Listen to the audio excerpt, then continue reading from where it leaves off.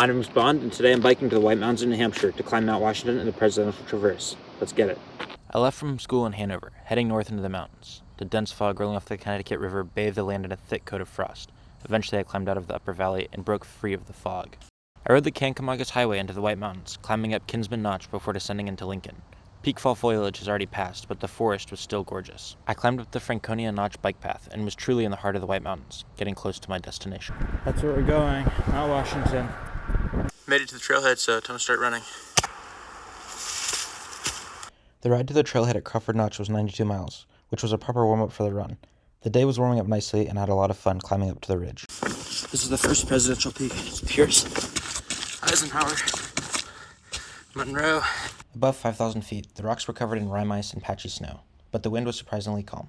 Mount Washington is notorious for having some of the worst weather in the world, but the only obstacle I encountered was a big crowd at the summit. Jefferson. I got a brief window of sun before summiting Mount Adams.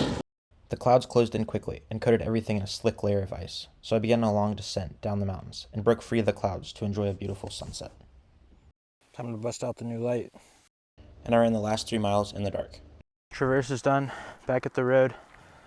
Wasn't fast, but I had a good time, so I'm really happy with that. Since my run was point to point, I had to hitchhike back to my bike on the other side of the mountains. I got picked up. Back on the bike. I initially felt surprisingly strong on the bike. I'm not a great runner, so I was thrilled to be back on the bike where I feel more comfortable.